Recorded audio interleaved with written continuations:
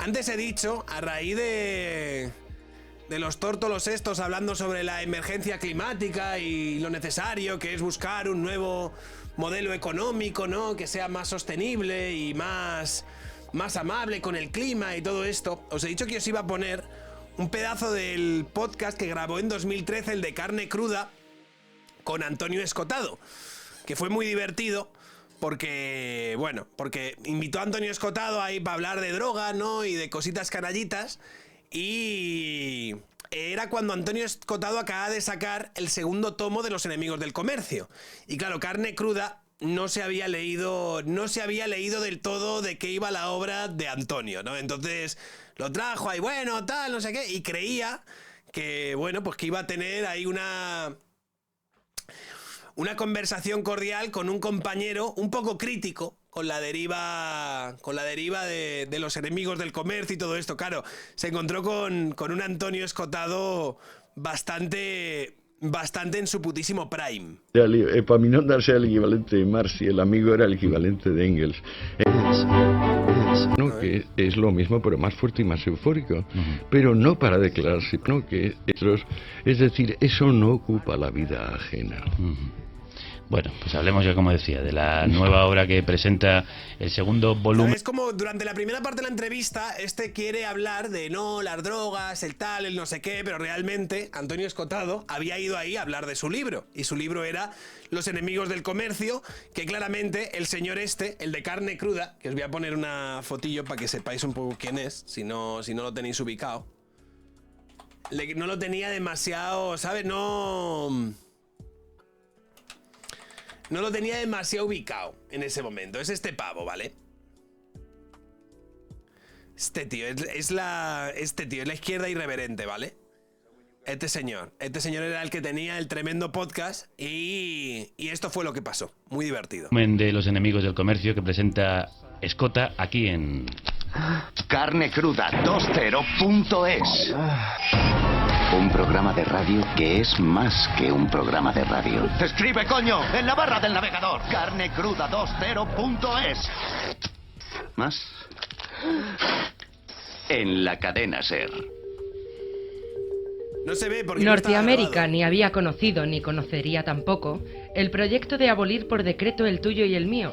Pero al mirarlo algo más de cerca, comprobamos que la comunidad de bienes fue un asunto crucial para los primeros pobladores de Nueva Inglaterra y que el espíritu del capitalismo norteamericano se entrelaza con una secuencia de sectas comunistas que fueron llegando o formándose allí desde finales del siglo XVIII. Claro, estos se leyeron un par de trozos del libro, no se enteraron de nada, evidentemente, y dijeron, ya que nos lo explique Antonio, ¿no? Si seguro que este al final es de los nuestros, compañeros. Ellas iban a ser los ensayos del colectivismo más duraderos y prósperos del planeta.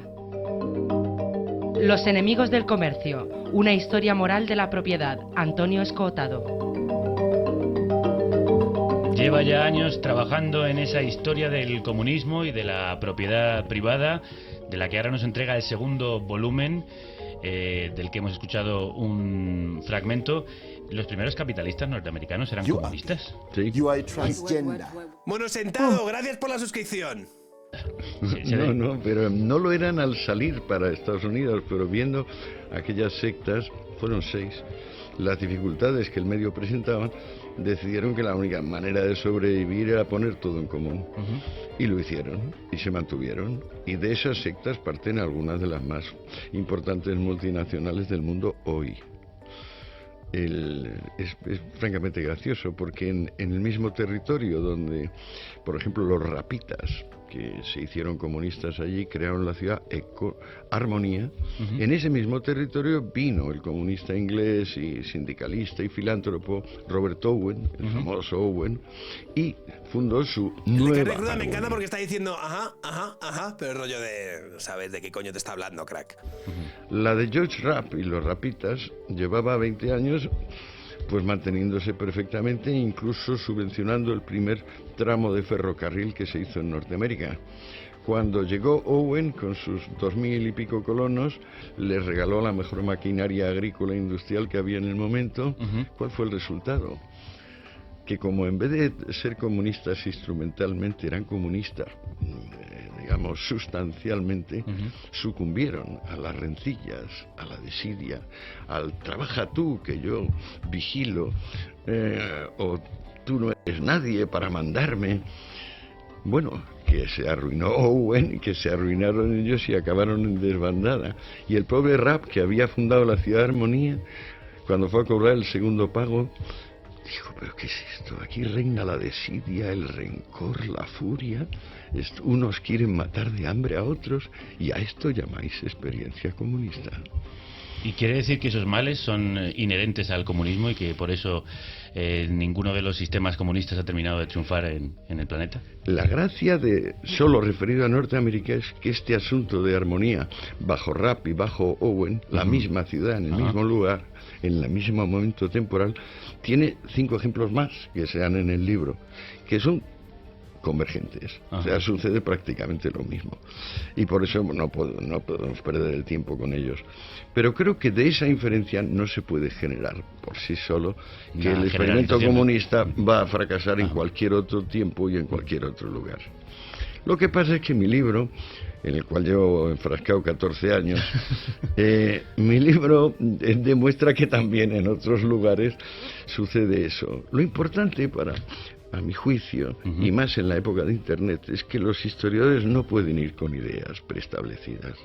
No pueden decir, yo más o menos voy a justificar mi patriotismo, o voy a justificar mi civilización, o yo creo que todo es cíclico, o yo creo que todo va para arriba, o yo creo que todo va para abajo. No debe llevar ninguna idea el historiador. Tiene que ser sorprendido en el acto de ir investigando. Con que haya paciencia investigadora, yo creo que no hace falta ni siquiera inspiración.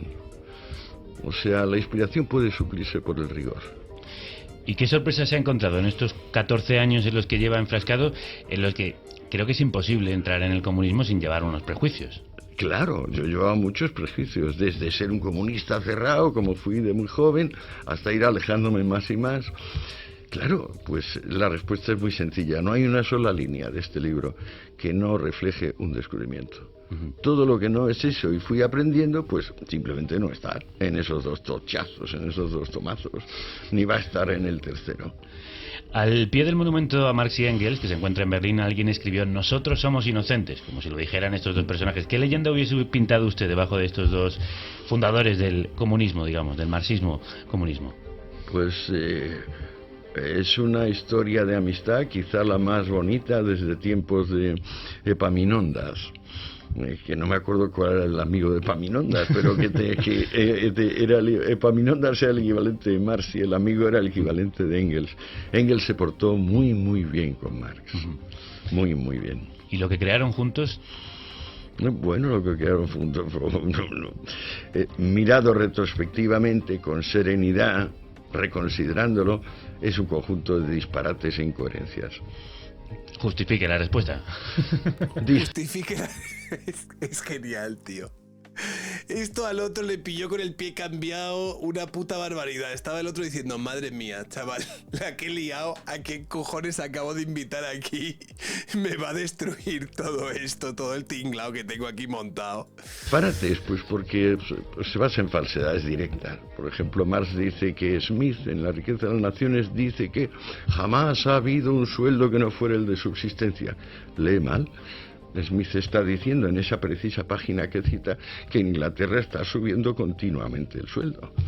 En otra parte de su obra, en la locución inaugural de la Internacional, dice: Gladstone acaba de lanzar el discurso al país diciendo que lamenta mucho que el crecimiento económico de Inglaterra se limite solo a las clases pudientes.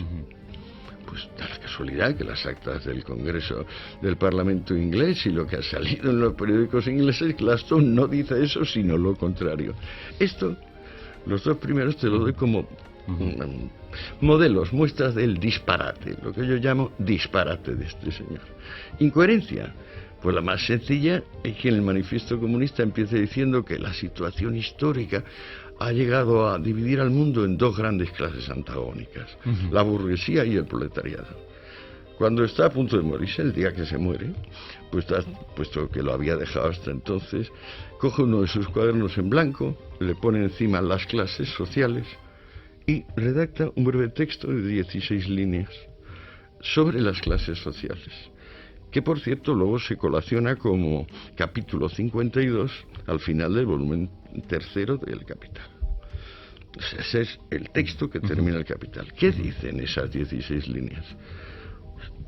Si el origen, ahora comillas, si el origen de las clases es sus fuentes de ingreso, tendremos que convenir que hay una miríada de clases sociales y que es imposible siquiera intentar clasificarlas. Luego ya no me acuerdo de las líneas siguientes. ¿Verdad que es bastante incoherente? Si ha empezado diciendo en el manifiesto 38 años antes que solo había dos clases opuestas, luego terminar diciendo que hay una miríada. Pero usted mismo también empezó siendo comunista y ahora no lo es en absoluto. Claro, pero es muy diferente la ascripción política de la definición conceptual. O sea, si pero a pesar de que tenga incoherencias en sus propios textos o que él mismo se contradiga, ¿eso refuta por completo el sistema que propone o...? Me temo que... Pero bueno, aunque haya un par de incoherencias ahí y haya cositas así, refuta por completo el sistema que propone. Es precioso. Que interpreta. Ay, mierda, lo he quitado. ¿En qué momento sucede estaba? Eso. Lo importante con sus 2000 y pico cono, que es lo que es un farsante. Empieza Dos mártires, John. Agua pasada. Bueno, agua pasada. ¿No? Que es medio presentaban, decidieron que la única manera de Claro, yo llevaba muchos prejuicios de... Gladstone acaba de... puesto que lo había dejado hasta que es un normal entonces, soy, tío. coge uno de sus cuadernos en blanco, le pone encima... ¿Verdad que es bastante incoherente? Si ha empezado diciendo en el manifiesto 38 años. Terminar diciendo que hay una miríada... Pero usted mismo también empezó siendo comunista y ahora no lo es en absoluto. Claro. ¿Eso refuta por completo el sistema que propone o...? Me temo que sí. Yo pensaba que no. Yo pensaba que era un hombre inteligente, simplemente ofuscado por el odio. Ahora me temo que no, que el único con un par de dedos de frente era Engels. Que él tenía una capacidad hipnagógica, es decir, como de fascinar para empezar al propio Engels. Pero esto viene de 3 años de análisis exclusivo de la obra de Marx. O sea, me la he leído y releído 17 veces para encontrar algo. ¿Y el comunismo, como ese modelo que propone un reparto igualitario de la riqueza, qué le parece? Mira el WhatsApp y me dices, postdata calvo. Bueno, eso como... Igual que con las drogas, la gente decía, ¿y qué pasará si? Yo contesto, ¿qué pasó cuándo?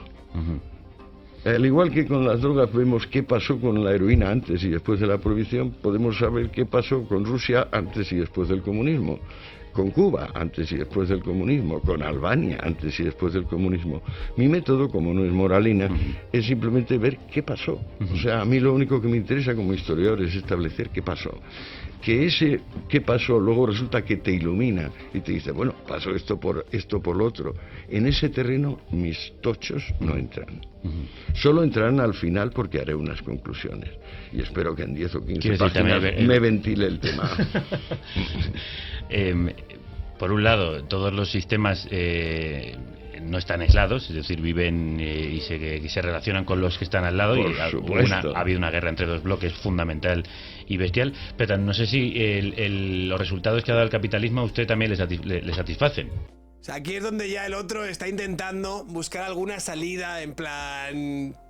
Ok, vamos a intentar, ya le hemos metido mucha caña al comunismo, vamos ahora a hablar del capitalismo y también decir que bueno, que el comunismo muy mal, pero que el capitalismo también es una barbaridad, es tal, y entonces está intentando a ver si por ahí puede sacar algo que sea más o menos de provecho y que no le derrumbe todo su esquema de ideas en literalmente unos minutos. Bueno, es que el capitalismo es un orden de cooperación que no se había descubierto hasta entonces. Fue el primero que consiguió vincular seriamente la inversión y la producción. O sea, solo bajo el sistema capitalista y cuando se inventó el papel moneda, que fue bastante tarde, estamos hablando de mediados del siglo XVII, se consiguió que... diciendo, ahora viene la hostia, no llega. Las personas ahorrasen y lo invirtiesen pensando que eso iba a darles dividendos. Eso transformó la sociedad civil por completo.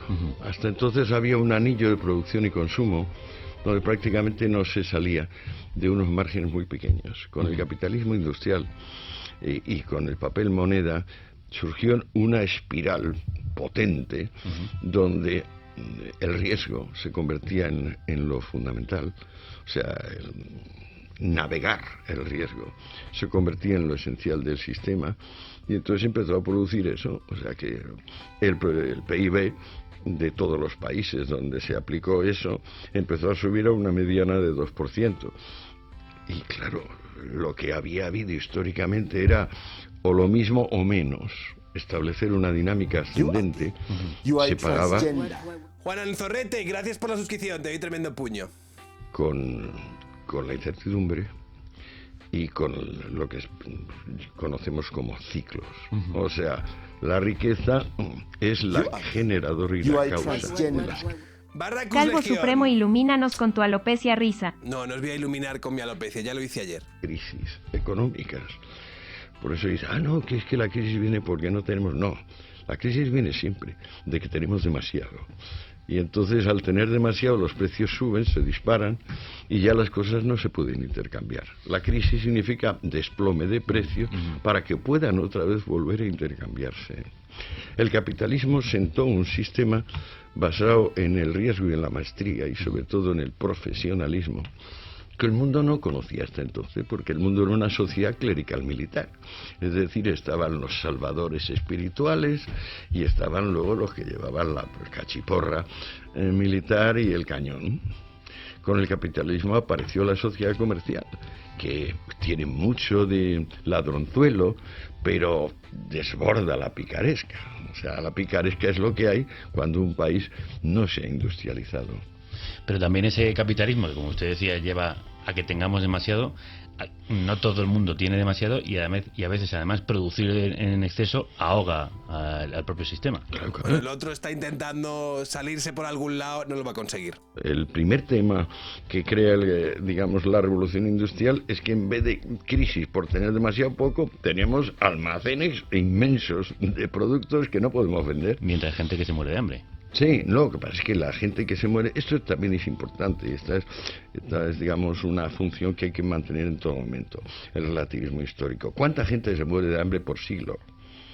Porque claro, ahora estamos diciendo, se muere la gente de hambre en África, no podemos decir que se muere la gente de hambre en Suiza o en España, porque eso es irreal, pero podemos decirlo en África. Muy bien, pero es que hace 3 siglos... Igual que lo decimos ahora en África, lo decíamos de Suiza y España.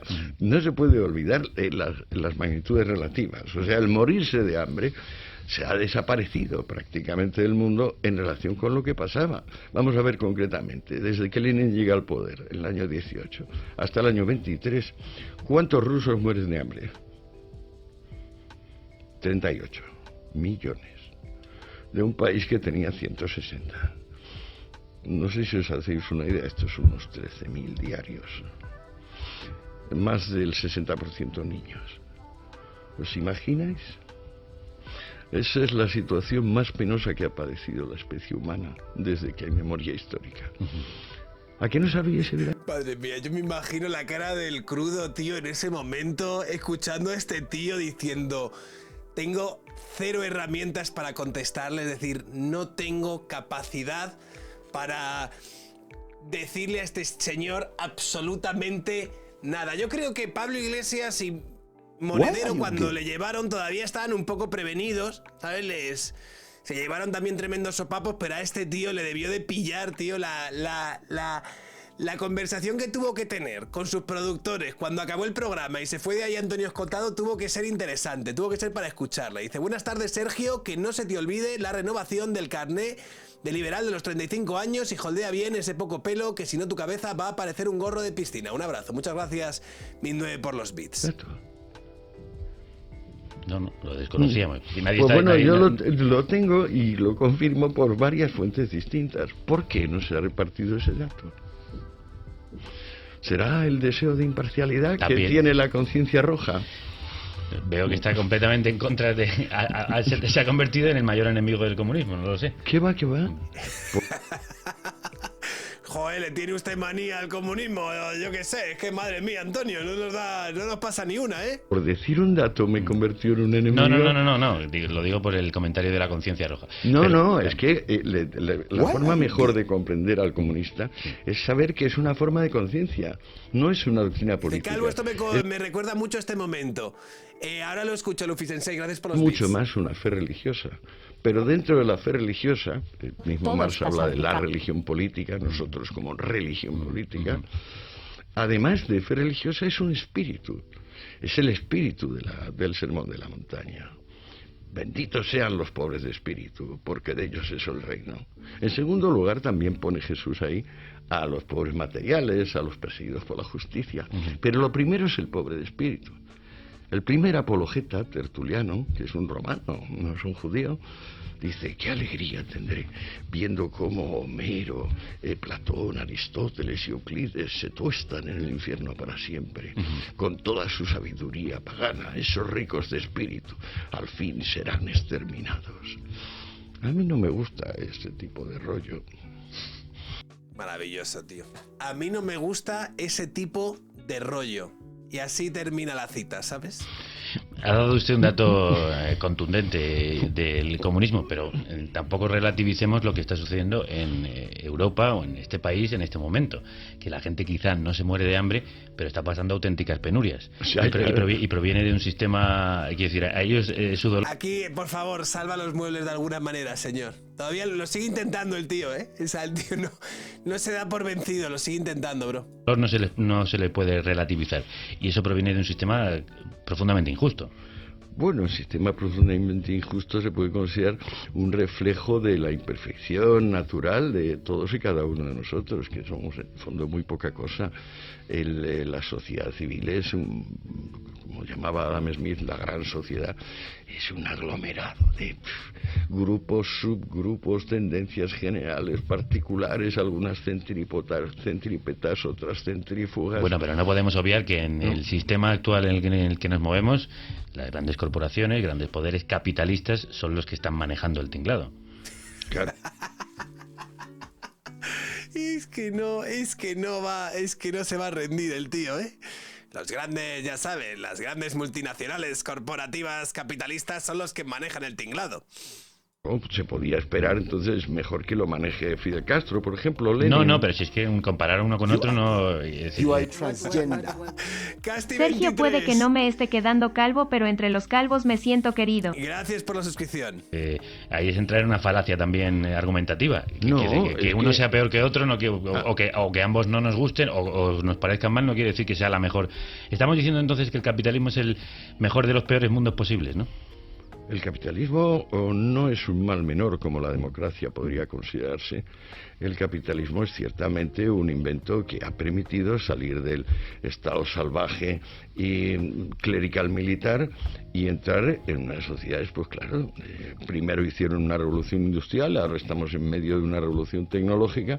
Es impensable el futuro de la humanidad desde que se produjo ese acuerdo entre inversores y productores, mediado por el descubrimiento del papel moneda, allá por finales del 17. Desde ese instante la gente dejó de tener el dinero escondido debajo del colchón. Y al dejar de tenerlo escondido debajo del colchón empezaron a surgir personajes. Y donde estaba el guerrero y el clérigo, el uno rezando todo el día y el otro pegando espadazos todo el día, apareció el empresario fabricante, que no solo tenía ideas y las ponía en práctica, sino que contaba con la propiedad intelectual, el derecho de propiedad intelectual, la patente, como una reserva para no ser copiado. Y así se fue defendiendo la humanidad de sus salvadores, que son sus verdaderos peligros de siempre. Salvador moral, el salvador material. Nos queda mucho, pero yo creo que el capitalismo privado ha sido un factor positivo. No puedo pensar lo mismo del capitalismo estatal, digamos el que ha aplicado el Imperio Romano, el que aplicó Lenin, o el que tienen ahora en Corea del Norte. Eso me parece que es una falacia retrógrada. Usted es un liberal auténtico. Usted es un liberal auténtico, supongo, ¿no? Estoy asombrado de que la palabra libertad No. evoque un respeto reverencial en todo el mundo. Yo no lo he dicho como insulto.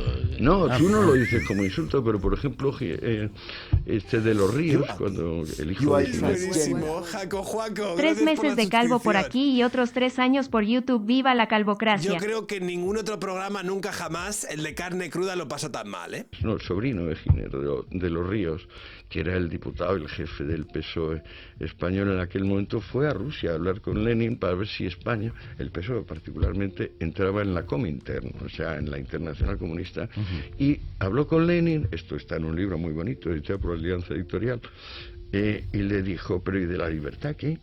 Y dice Lenin, de libertad no hemos hablado nunca. ¿Libertad para qué? Aquí, Antonio Escotado, citando a Roberto Vaquero, bro. Dijo Lenin. Lo que necesitamos es depurar a este país de arañas, renacuajos y parásitos. Sin embargo, claro, evidentemente, por la mejor voluntad que puso, ser él el que iba a sustituir a los millones de agentes mercantiles por una sola finalidad, lo que hizo es una pérdida brutal de información. Lo que el mercado hace es procesar mejor la información que Fidel Castro, por ejemplo. O sea, el mercado es imperfecto y ya veremos. Muy imperfecto, Antonio. Bueno, muy imperfecto. Muy imperfecto, Antonio, muy imperfecto el mercado. Yo creo que ahí ya es apostillar, o sea, él es un procesador de información. Yo traducir mercado por autonomía de la voluntad me parece más aproximado. Si no hay mercado, no hay autonomía de la voluntad. Él siempre ha defendido la autonomía de la libertad. Nos decía un oyente en Twitter, Antonio Beltrán, cuidado con Escotado que el liberalismo lo tiene a flor de piel. Y otro oyente, Julián López, protestaba en Facebook porque una historia sobre el comunismo llevase por título Los enemigos del comercio. Por partes, ¿qué le diferencia a usted de los neoliberales que nos aterran hoy en día con su manejo? ¿Qué le diferencia hoy? Es que claro, tío. ¿Qué le diferencia a usted hoy en día de los neoliberales que nos aterran con su no sé qué? No sé qué me diferenciará. La verdad es que a quien me pregunta por los neoliberales le suelo preguntar yo ¿a quién se refiere? Con nombres y apellidos. ¿A quién se refiere? Y la verdad creo que lo he preguntado en torno a las 100 veces y todavía estoy esperando respuesta. Bueno, no la vas a encontrar en este programa, evidentemente, porque el de Carne Cruda no le dice a quién se refiere con lo de los neoliberales. ¿Por qué ha llamado a su libro Los enemigos del comercio? Cambia de tema, dice, bueno, yo tampoco voy a ser el que le diga quiénes son esos. Porque en la base incambiable del comunismo, desde que lo formula Juan Bautista, el primo de Jesús, hasta el mismo día de hoy, es que la propiedad es un robo y el comercio es su instrumento. Los enemigos de la propiedad son enemigos del comercio. Y pues, ¿por qué no llamarles por ese nombre? También pensé llamarlo crítica de la conciencia roja y también pensé llamarlo historia de la restitución. Porque la palabra restitución es el término. Demasiado. No hay Tú, plata, Oviero, pero hay gracias por la suscripción. No hay plata, pero hay suscripción. Porque la suscripción está gratis con el Amazon Prime. Mágico que agrupa a los pobristas desde el año 60 a.C. hasta nuestros días. Restituir al pueblo, restituir a las personas. ¿Y usted no cree en la restitución, ni en la distribución más igualitaria de la riqueza, ni en la justicia social? No, la distribución más igualitaria de la riqueza se ha producido hace mucho tiempo. El contraste entre lo que tenía un emperador romano y lo que tenía un carpintero, y lo que tiene el presidente del gobierno de cualquier país europeo y un carpintero, es una magnitud que se ha reducido por lo menos en el 6000%. Es decir, vamos en un mundo igualitarista. O sea, la única forma de alcanzar la igualdad es aumentar la renta nacional. O sea, no expoliando a los ricos, sino multiplicándolos. Pero también a veces se expolia el planeta. muchas veces. El comercio tiene ese lado creativo, honrado. Creativo o destructivo. Creativo, honrado, y tiene el lado penal, estafatorio, tramposo, brutal, además, de tonto el último. Brutal, por favor, ¿podría recrearse en ese lado tramposo y tal? Pues simplemente para que no nos linchen nuestros oyentes, gracias. A partir de ese programa debería pasar a llamarse Carne a la Parrilla. También lo creo, Borges. O sea, creo un negocio que en realidad va bien, pero sí que no va a ir bien más allá. Entonces, una vez que ha subido mucho, voy, lo vendo y se lo quedo. Claro que pasa eso. Pero es que no somos niños de primaria. Tenemos que darnos cuenta de que todo es blanco, negro y gris y del resto de los colores. O sea, lo que se pide al espíritu humano es ecuanimidad, templanza, moderación y, por supuesto, estar informado de aquello lo que se dice. Nosotros hemos querido hablar hoy con Antonio Escotado, que tiene mucha información que dar y... Mira, hoy hemos querido aquí traer información que Antonio Escotado, que tiene muchísima información, la verdad, ha habido bastante contenido en el día de hoy, ha estado divertido, tengo que decir. Y mucho de lo que hablar en Los enemigos del comercio, una historia moral de la propiedad, del que acaba de publicar el segundo volumen, 500 páginas, ya lleva 14 años. 700. ¿Pero 700? Sí, es verdad, 700, efectivamente. Muchas, sí, se nota que no te has leído, tío, ni el prólogo, cabrón. Estabas ahí. Ay, madre mía, tío. Nada, pequeño homenaje, aquí ya se acaba más o menos la entrevista. Yo creo que habéis escuchado todo el grueso de las ondanadas de hostias que se llevó ese. Luego fue la de varios años después, 3-4 años después, cuando fue a hablar con Pablo Iglesias y con Juan Carlos Monedero, que yo me imagino que no habían escuchado esta entrevista un poco de carne cruda porque no habrían sido tan livianos a la hora de traerle. Pero bueno, espectacular. Claro, ahora, después de escuchar esto, escuchamos esto. Es evidente que la emergencia climática se ha convertido en una amenaza para la vida y para la democracia. En este contexto queremos afirmar dos cosas. La primera es que el Gobierno de España debe asumir un papel de referente a nivel mundial. Debemos ser ejemplo de una fuerza de estabilidad, de paz, de progreso y de cooperación. Y eso pasa en primer lugar también por salir de la burbuja europea, por escuchar a los países del sur, por hacer todo lo que sea necesario para transformar un sistema económico que es irracional, que es injusto, que está amenazando a la supervivencia de la vida y que está creando cada vez más desigualdad, injusticia y confusión. En segundo lugar... Y te haces una idea de por dónde va este nota, ¿sabes? Y del cuento que te está intentando vender. Pero bueno, yo creo que si dejamos que planifique la economía Pablo Bustindu y Yolanda Díaz, yo creo que a todos nos va a ir bien. Estoy convencido de ello. Sí se puede, chicos. Vamos para allá.